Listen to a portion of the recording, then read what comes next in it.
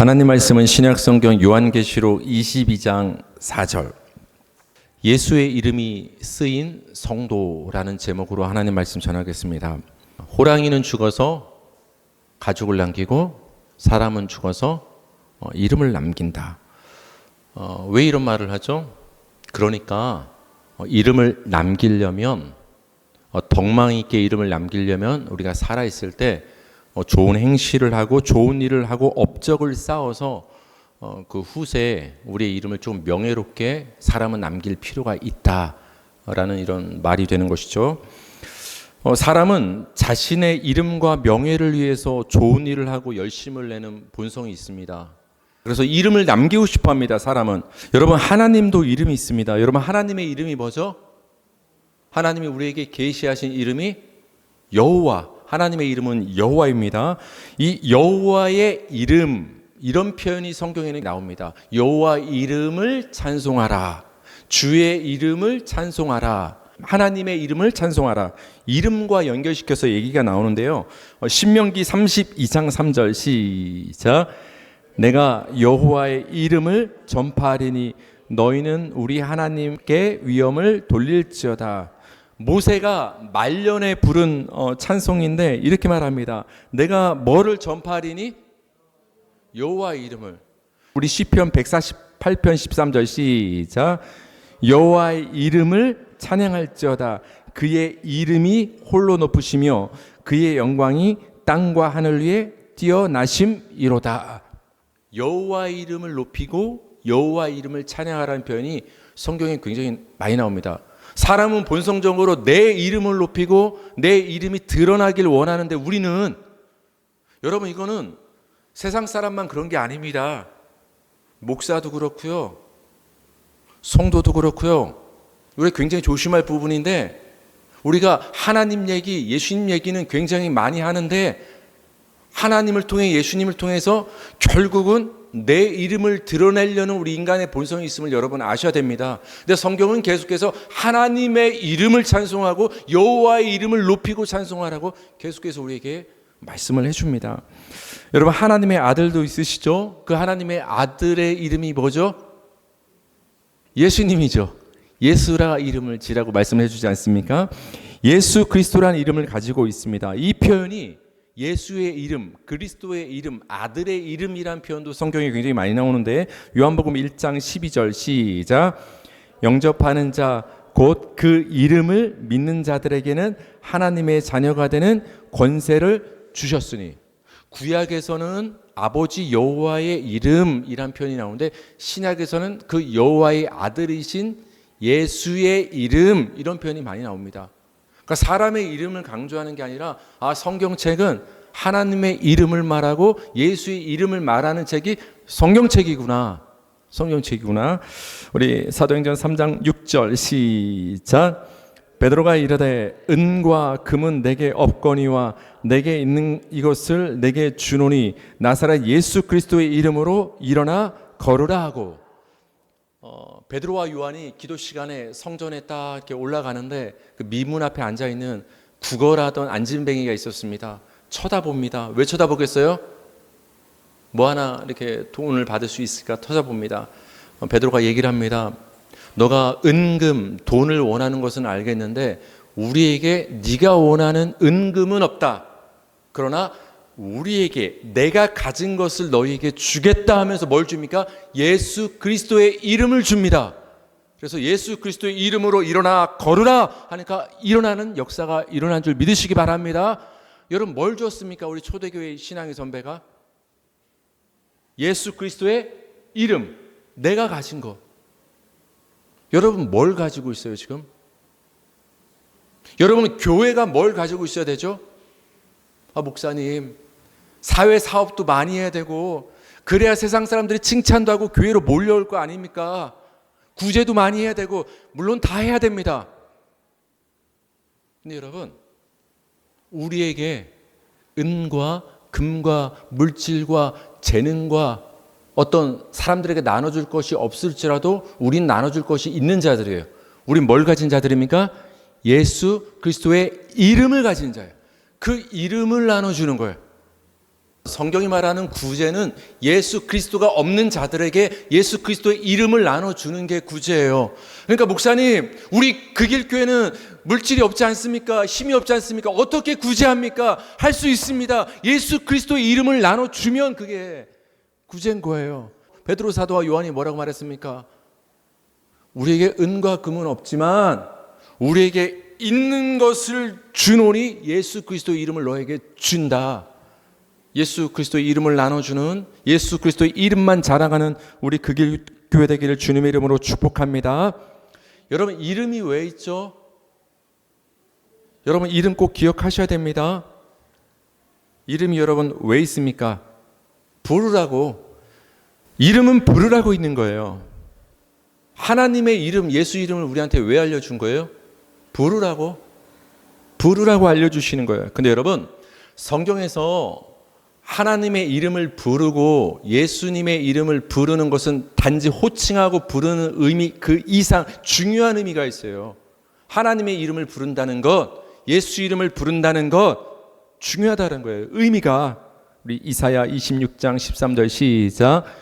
여호와 우리 하나님이시여 주 외에 다른 주들이 우리를 관할하였사오니 우리는 주만 의지하고 주의 이름을 부르리이다. 우리는 주님의 이름을 부르겠습니다. 이 각오가 여러분의 각오가 되길 바랍니다. 근데 왜 부르냐? 어떤 의미로? 우리는 주만 의지하고 주의 이름을 부른다. 주님의 이름을 주여 하고 우리가 예수여 하고 부른다는 것은 주님을, 하나님을, 여호와를, 예수님을 의지한다는 말이구나. 하나님 도와주세요. 하나님 아니면 안 됩니다. 하나님을 믿습니다. 예수님을 믿습니다. 하나님을 부르고 예수 이름을 부른다는 것은 그분만을 믿고 의지한다는 의미가 있는 거예요. 하나님, 예수님 많이 부르시기 바랍니다. 로마서 10장 13절. 그래서 우리가 불렀던 찬송의 가사가 여기 나오는데 다 같이 시작. 누구든지 주의 이름을 부르는 자는 구원을 받으리라. 이게 무슨 말이에요? 주의 이름을, 예수 이름을 믿는 자는, 의지하는 자는 구원을 받는다는 의미가 되는 것입니다. 이처럼 하나님의 이름을, 예수님의 이름을 부른다는 것은 하나님과 예수님을 우리가 신앙하고 믿고 의지한다는 의미가 있습니다. 두 번째 제가 질문할게요. 여러분, 이름은 또 왜 있죠? 부르라고 있고 첫 번째. 두 번째, 왜 우리 부모님이 우리에게 이름을 져줬을까요? 구분하려고. 여러분, 우리가 이름을 부르는 이유는 구별하려고 부르는 거예요. 구별하려고. 여러분, 우리가 하나님의 이름을, 예수님의 이름을 왜 부릅니까? 구별되려고 부르는 거예요. 구별하려고. 이름에는 구별하는 기능이 있습니다. 창세기 12장 8절 시작. 거기서 베델 동쪽 산으로 옮겨 장막을 치니 서쪽은 베델이요 동쪽은 아이라. 그가 그곳에서 여호와께 제단을 쌓고 여호와의 이름을 부르더니. 아브라함이 제단을 쌓고 누구의 이름을 불렀다? 여호와의 이름은 여러분 여기서 왜 불렀을까요? 지금 가나안 땅에서 벌어진 일입니다. 가나안 땅에 들어간 지 아브라함이 얼마 안 됐어요. 그때 원주민, 원래 살고 있던 사람들이 있었어요. 그들은 이미 이방신들, 바알신들을 믿고 있었어요. 그때 거기에 하나님의 부르심을 받고 이방인의 모습으로 가나안 땅에 아브라함이 들어간 거예요. 그러니까 그 당시 가나안 땅에 거주하고 있던 그 족속들은 누구의 이름을 부르고 있었을까요? 자신들이 믿는 신들, 바알이요 바알이요, 자신들이 믿는 신의 이름을 부르고 있던 게 가나안 땅의 상황이에요. 근데 그 땅에 아브라함이 들어가서 누구의 이름을 부르는 거예요? 바알을 부르는 것이 아니라 여호와. 구별되는 거예요. 이 원주민들은 누구의 이름을 부른다? 바알의 이름, 우상을 섬기는 사람들. 근데 나는 누구의 이름을 부른다? 아브라함은 여호와의 이름은. 바알을 섬기는 자와 여호와를 섬기는 자로 그 이름을 부름으로 구별되는 일이 지금 벌어지고 있는 거예요. 이름을 부름으로. 이름은 구별을 시켜줍니다. 우리 열왕기상 18장 24절에서 26절 다 같이 시작. 너희는 너희 신의 이름을 부르라. 나는 여호와의 이름을 부르리니 이에 불로 응답하는 신 그가 하나님이니라. 25절. 엘리야가 바알의 선지자들에게 이르되 너희는 많으니 먼저 송아지 한 마리를 택하여 잡고 너희 신의 이름을 부르라. 26절 그들이 받은 송아지를 가져다가 잡고 아침부터 낮까지 바알의 이름을 불러 이르되 바알이여 우리에게 응답하소서. 여러분 그 갈멜산에서 일어난 이 영적 전투를 우리는 그것만 기억해요. 하늘에서 불이 떨어진 거.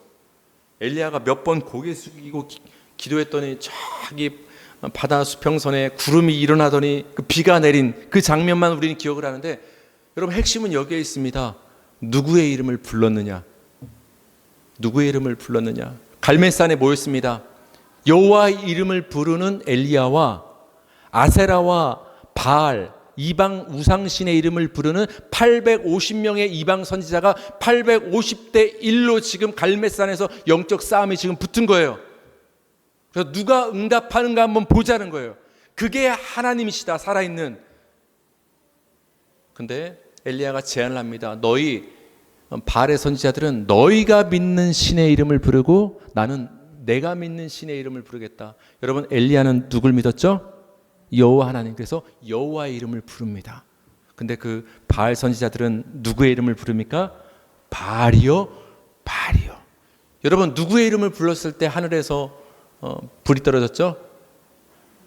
여호와 하나님의 이름을 불렀을 때. 왜? 하나님만 살아계신 신이시기 때문에, 유일한 하나님이시기 때문에, 그 하나님만 응답할 수 있기 때문에. 여러분 이 사건을 통해서 구별되는 거예요. 어떻게 구별됩니까?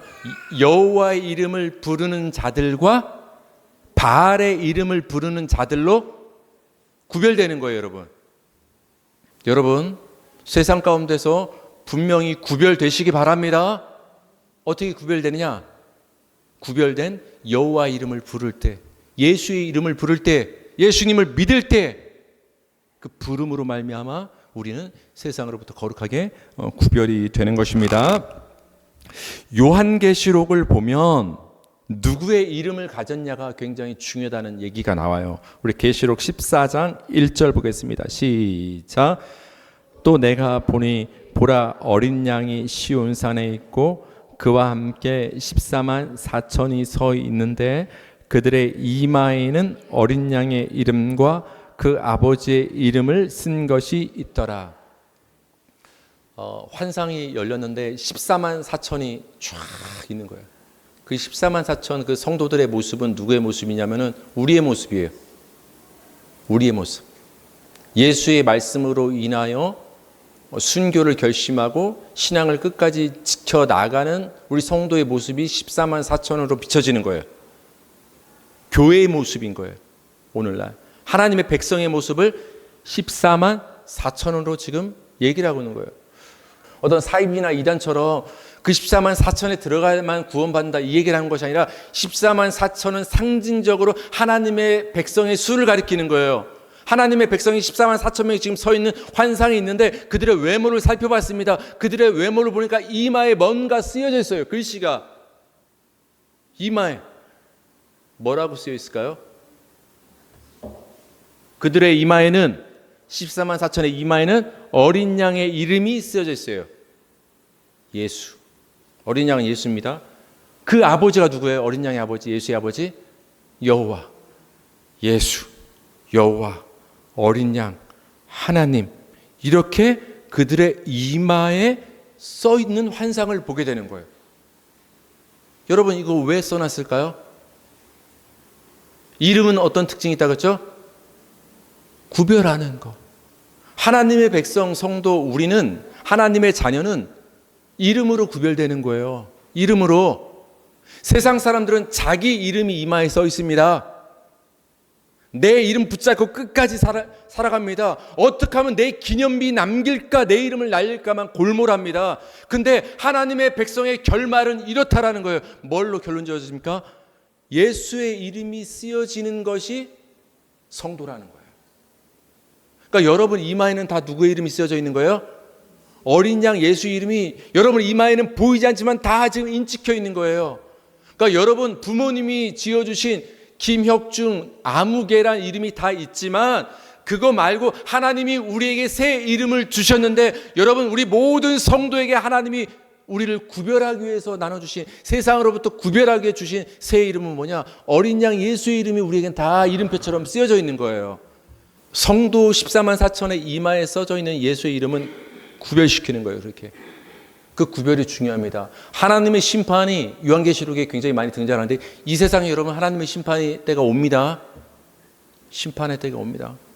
그 심판의 때에 어린 양이 쓰여져 있는 자들은 심판을 면하고 구원받는 거예요. 라합이 표시를 가지고 있었을 때 살아남은 것처럼 표시를 하나님 주십니다. 10번째 장자제한 때 어린 양의 피가 발린 집들은 하나님의 진노가 피해 갔던 것처럼 구별을 시켜주는 역할을 합니다. 우리 성도에게는 그 하나님의 이름이. 오늘 본문인데요, 계시록 22장 4절은 새 하늘과 새 땅, 쉽게 말하면 천국의 모습입니다. 우리 계시록 22장 4절을 읽겠습니다. 시작. 그의 얼굴을 불토이요 그의 이름도 그들의 이마에 있으리라. 여러분, 우리가 지금은 희미해서 안 보여요. 하나님이, 예수님이. 근데 우리가 하나님 나라 새하늘과 새 땅에 가면 그때는 하나님과 예수님을 대면하게 될 줄 믿으시고 소망을 가지시기 바랍니다. 근데 하나님의 이름도, 그의 이름이 누구의 이마에 있어요? 성도들의 이마에 있다. 이마에 하나님의 이름이 쓰여 있다는 얘기가 지금 계속 나오고 있습니다. 그런데 여러분, 이렇게 우리 성도는 세상과 구별되어서 하나님의 이름과 예수 이름이 이마에 쓰여진 자들이 우리 성도의 정체성인데, 우리와는 다른 이름을 가진 자들이 있어요. 사실 이렇게 말하면 안타깝지만 성도가 아닌 세상의 모든 사람들은 이 이름을 가지고 있어요. 지금부터 이제 좀 살펴볼 건데요. 계시록 17장 5절 시작. 그의 이마에 이름이 기록되었으니 비밀이라, 큰 바벨론이라, 땅의 음녀들과 가증한 것들의 어미라 하였더라. 계시록 17장을 보면 여자, 특별히 음란한 여자 환상이 딱 나오는데 이름을 알 수 없는 거예요. 비밀이라고 합니다.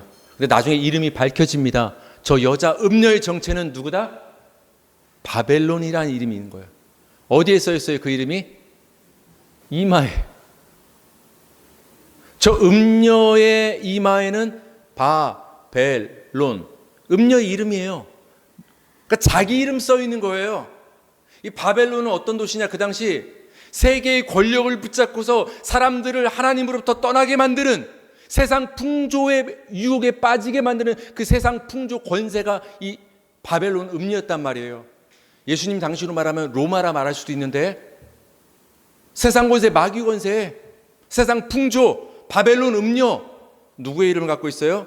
하나님의 이름이 쓰여져 있습니까? 아니면 자기 이름이 쓰여져 있습니까? 자기 이름 바벨론. 여러분, 세상 사람들은 다 누구 이름 갖고 살아요? 태어날 때부터 죽을 때까지 그 부모님이 지어주신 이름이 나쁘다는 게 아닙니다. 영적인 의미로 말했을 때 그들은 끝까지 자기 이름을 부여잡고 살다가 죽습니다. 바벨론, 그 멸망의 이름을. 하나님의 이름이 새겨지고 예수 이름이 새겨져야 사는 것인데, 그것에 관심 없고 나는 내 이름으로 살고 싶은 거예요. 내가 주인공이 되어서 내 이름 유명해지고, 모든 사람은 그렇게 살아갑니다. 여러분, 그게 죄입니다.